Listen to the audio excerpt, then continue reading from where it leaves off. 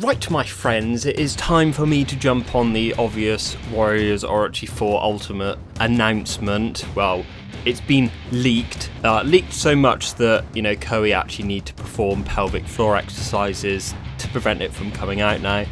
So, in a couple of hours, they're probably going to fully announce that the game's coming out. So, I just want to go over what I think could be good changes for the game. So Warriors Orochi 4 wasn't a bad game. I enjoyed it more than, Warriors All-Stars, but as an apology game for Dynasty Warriors 9, it was a bit of a joke, and people actually seem to hate on it more than Dynasty Warriors 9, which is an incredibly weird thing to say, but, But as of the imminent announcement of an Ultimate version, everyone's sucking the game's cock like it's the greatest of God's creations, something, insert a joke here, because it's got gods in the game.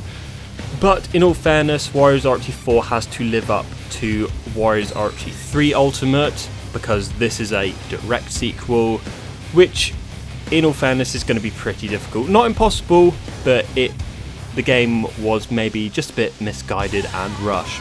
So these are the changes I would like to see between Warriors Orochi 4 Vanilla and Ultimate. They have actually announced that there's going to be a DLC upgrade pack for this, which will be pretty good, so in the same vein as Attack on Titan 2 Last, whatever the hell it is. I haven't bought it, but, it's an expansion. Final Battle, that's what it's called. So first on the list, we need more original content. More specifically, more original battlefields and maps. The rotation of the stages in Warriors Orochi 4 was a bit tiring. There's only one original stage, which was used twice. Not that matters, but this is now the 8th time they're reusing Samurai Warriors 4 assets, and it's getting a bit tiring. Fatigue in this series and franchise in general is going to be setting in. Without more original content, I think that's only going to get worse. So one thing they could actually do is reuse maps from Dynasty Warriors 4 and older Dynasty Warriors games, or Samurai Warriors 1 and such. Another thing was that they combined the maps repeatedly in Warriors Orochi 4. They could just, take those out. I mean, they're not going to override the story stages that they've already got in, but for new ones, they could just, have the old battlefields or whatever. Yeah, another thing would be that less script the battles. So in Dynasty Warriors 8 and Warriors Orochi 3, to a lesser extent, the stages weren't as scripted. You had a bit more freedom to do whatever. You could just go out and have fun. It gave you enough, free generic officers to just mow down and all stuff like that. Whereas in this, there's 3/4 of each battlefield just fenced off because, the story's got to progress before you can actually kill shit, which, that's the whole point of a Musou game, but whatever. Speaking of original content, we'll go on to characters now. So there is a new character confirmed and probably more, as well as guest characters returning. They listed all of them and then said, oh, they're not all going to return, so it's probably only the ones that appeared in Warriors All-Stars or something. One thing that would actually be original at this point, because they're only featured in one game, would be the Samurai Warriors Spirit Sanada characters. Whether or not that would include Katsuyori Takeda and Hidetaka Tokugawa, I don't know. But yeah, they would actually be a bit refreshing. So the 3 characters introduced in that, Masayuki, Cha-Cha and Sasuke. That'd be pretty cool. People have been saying, Dynasty Warriors 9 characters should be in as well, which I think is quite unlikely, but they could be introduced because all their movesets were technically new weapons, with the exception of, Huashong. So they could probably just salvage some of the moves from that and make, charge attack characters. Another thing they could actually do is revert the characters that change their weapons in 8 Empires, Dynasty Warriors 8 Empires, that is, back to their Extreme Legends ones. And then that way they could actually introduce new sacred treasures for them to use, and all the characters that use that one are the characters that change back to their old weapons. Maybe that's just me. I prefer those weapons over the Empires ones because they didn't fit them, but whatever. So yeah, guest characters are confirmed again. Pretty funny, as Warriors All-Stars was supposed to be for the guests, so Koei lied to us. But with that being said, this game, or expansion as it were, is actually being produced by different guys, so quite a lot of these changes might actually be implemented, or they might go their own way about these things. Not that I'm saying I'm going to predict the future and all that stuff, but whatever. So like I said earlier, new sacred treasures. You could actually link this to replay value, which was a feature in Warriors Archery 4 that was kind of lacking. So you make different ones, so you know, it was R1, square and triangle, and then they released DLC, and you could equip a new one and you get those two attacks different. You could unlock in, you know, extra modes or whatever, or under certain conditions you could unlock a new variation of that so you get more attacks. That'd be pretty cool. They have actually confirmed that sacred treasures are going to be equipable for any character, so you know, if I'm playing as Toshie, I might be able to equip the boots and stuff now. Not that you'd want to, but for example. So new weapon models as well. They were severely lacking in Vanilla 4. The unique weapons, which you couldn't really call them that because nothing about them was unique, were exactly the same as the fourth weapons for everybody, or you know, everybody's first ultimate weapon. Like in Warriors Archery 3 Ultimate, they introduced mystic weapons, which got a unique skin for all, you know, 120 characters or whatever it was in that. So, you know, I would just like them to do that again, or just call them like Olympic weapons or something like that. I don't think it's going to be out of, you know, the talent range of, you know, their texture artists and all that to create some new weapon models. I mean, they just love reusing them over and over again. All the characters in Samurai Warriors have had the same ones since Samurai Warriors 2, which is a bit, you know, getting a bit boring. Variety is the spice of life. One thing that desperately needs to return is the camp. Removing it was generally one of Koei's worst decisions. Runners-up including Dynasty Warriors 9 being, you know, conceived as a good idea, and you know, Warriors Legends of Troy fucking existing and stuff like that. So yeah, that desperately needs to change. It's just an absolute mess. You can't fucking find anything. Like, people don't mind going through all the menus like in, you know, Warriors Archery 3, because you can actually find what you need, but just all this crap at the top and not even being able to find like the characters you want for a team, because it's just, you know, seemingly randomly organised, and oh no, you have to go for a filter just to find the fucking character you want. What is that nonsense? Fire whoever thought that was a good idea. I'm not even joking, it's just so stupid. And yeah, I need to look at the 3 characters I've got in my team because I can't remember what they fucking look like because I'm blind. Like, it's so shit and just genuinely obnoxious. Like, I'm not even joking. Just bin that. Bring in the camp, and then you can just get rid of some of the clutter. Like the weapon smithing system in that doesn't have to be in the menu anymore. You attach that to the, you know, guy who's had the same model since Dynasty Warriors 5. Just have him as, you know, a separate menu, and then you have the TIs for your bonds. And all that, and the training area can just be a little camp off to the side, which you can, you know, you can make that a bit open world. You run in there with your character and they immediately equip their weapon and all stuff like that. It's like they went to the effort of making the training ground but not an actual camp to go with it. It's so weird. So the main thing now is actually balancing issues. Characters really need rebalancing, especially the Dynasty Warriors ones. I believe they actually got an update, but that made most of their X attacks basically have elemental effects, mainly fire. Some characters, there is actually a tier list, it's in Japanese though, and I think all the bottom tier ones are solely occupied by Dynasty Warriors characters. Characters like Lu Bu were embarrassingly bad. Like, that's actually difficult to say, I know. There's something about him that they just utterly ruined. Like, every time you attack, you just fling enemies away so far. Southside was another example that was utterly useless. So in Dynasty Warriors 8, his playstyle is actually based around just using So's, which are also useless in this game. Basically, you freeze enemies and then you build up your combo, which fills up your Miso bar really quickly. And also his other X attack where he summons the clone and it does, you know, multiple slashes and stuff. Yeah, you're basically just meant to spam Masos as a side side, which you couldn't really do.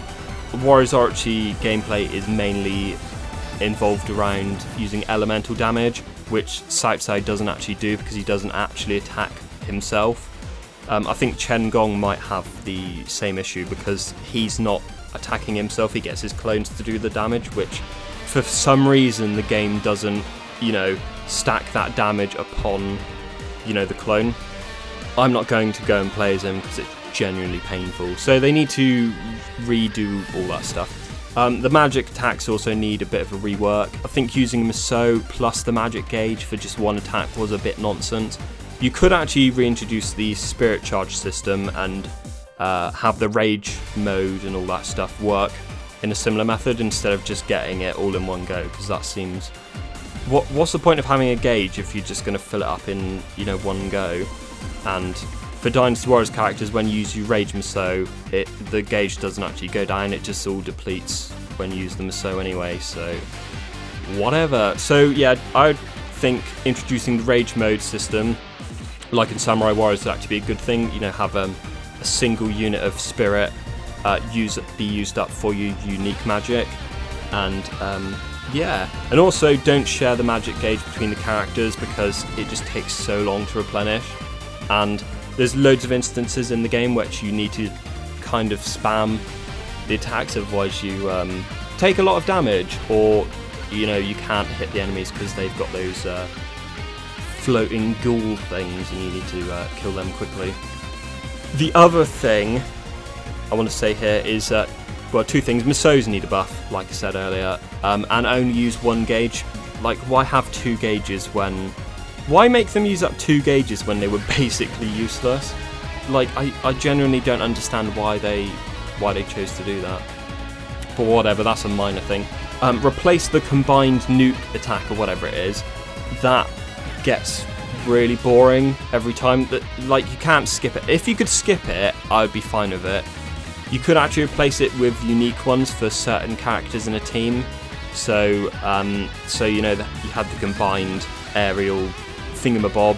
I think a good example from previous game was like Fushi, Nuwa, and I think it was Taigong Wong all had the unique thing. It's hard to explain. It was introduced in 3 Ultimate, where you do this, little cinematic scene where you beat the crap out of the enemies with unique teams. I think that was a pretty cool idea, but whatever. Story presentation needs to be a bit better as well. The character renders just standing there with no expression was a bit of a joke. If they stood around with their actual character models in the camp, that would be a good reason to reintroduce the camp. If you talk around and you have to go and talk to officers and they'll be like, oh yeah, I haven't seen KG in 3 days using Nanzhong or whatever, and yeah, they have all these unused expressions from previous games just not being used. Samurai Warriors 4 and Dynasty Warriors 8 have the character models put their hand on their chin and stuff and stroke their beard and all that and sigh and this and that. That would be a lot more engaging than just looking at some pictures which you could put together yourself in Microsoft Paint and add a voiceover. So yeah, that'd be pretty cool. So more modes. They have confirmed an infinite mode, which is you get a team of 3 and you progress to the darkest dungeon or whatever it is. I presume that's either going to be like survival mode from Samurai Warriors 4-2 or gauntlet mode from Warriors Orochi 3. Either way, that's going to be good. Nobody knows what it's going to be like, but a new mode, which you can get more things, would be good. Free mode, so you can skip the story. Every time you go in a stage in this game, you have to watch the story. I mean, you can skip it straight away, but why have that when you can just ignore it completely? If I go into a stage, I don't want to keep hearing the story 2,000 times. It gets a bit repetitive. So the other thing is like replay value that they need. In Warriors Orochi 3, they just had items which you could unlock. Also, another thing was, I totally forgot about this. Unique items, which involved you using a certain character in certain stages and then getting a KO count, and then you'd get the item. That was a pretty cool idea, which worked in tandem with Gauntlet mode as well. There was only certain items you could unlock in that. and you could use it in all modes, and that was really cool. One of the things they could do is introduce alternate costumes to be unlocked in alternate modes, or if you used a certain character so many times, or if you defeated a certain character with another character. So say if you wanted to unlock Zenji's Dynasty Warriors 4 costume, you have to defeat Saupi 4 times, blah blah blah. Yeah, it's just a way to get people to want to replay the game again and again. You could also implement it into multiplayer as like rewards and stuff. That would actually keep the multiplayer section of the game alive, which I'll get on into in a minute. But yeah, I think they just need to sort of have this synergy of getting people to just replay the game, because like I remember watching a review by a guy saying Warriors Orochi 4 is a game I'll play over and over again. Hasn't made a video on it since, and checked their PlayStation profile and they haven't played it since they did that review. Don't lie to your audience, motherfucker. Just, yeah, does anybody genuinely think this game had that much much replay value? I don't think it did. It also doesn't help the Season Pass had challenge mode, which was utter shit, which was literally the Dynasty Warriors 8 challenges but reskinned. Also, they have confirmed there's going to be the 2 missing challenges added into the game to complement the ones added in via DLC, goody gumdrops, so we get to replay them again. And yeah, multiplayer support, I think that comes down a bit to like the community managers at Koei Tecmo in all regions. The Japanese side lived a bit longer because they had a promotional video go on, and then we had it in Europe and America, and it was all in Japanese, which is pretty funny. If we had people we could actually like relate to, like I know there's people that go all fawning over the community managers at Koei Tecmo, and you know they're pretty good people. I don't get on with them because I'm probably blacklisted, but whatever.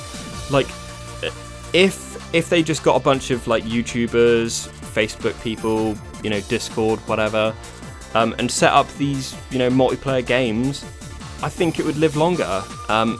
They probably needed more than one map, I want to say, but it's hard to actually get into a multiplayer game to actually check out how many maps there were. But there we go. This was a bit of a ramble and a bit of a mess. Basically, I'm asking for a completely new game, and I think I've actually been going on a lot longer than I thought. So let me know what you'd think and what you'd like to see change in the game. I'm gonna stay relatively even on this. The next video I'll do is going about all the changes that are implemented. It's coming out in December, which is a bit suicidal because that's when like the Persona 5 re-release comes out, so not the best idea. And then apparently we might have to wait like 3 months in Europe to get it, which, yeah, obviously they're not going to release it around just before Christmas or after, because that's utterly suicidal. So let me know what you think, what you want to see, any features you're looking forward to, guest characters I can imagine are what people want. But yeah, there we go. Let me know what you want, and don't forget to check out my Koei Rare Weapons channel, which I'll link below. I've been playing through this repeatedly, so I've actually released a lot of videos this year, just not on this channel. Go and check it out. I'm currently working my way through the Dynasty Warriors 4 level 10 weapons. It's going to be a library of all the games I can do physically before, you know, I die, and I just want to help people out with stuff like that. So go and give that channel a bit of support, and I'll see you in the next video where I'll talk about, does Dynasty Warriors need to cut characters or something equally bad? So thank you very much, and I'll see you next time.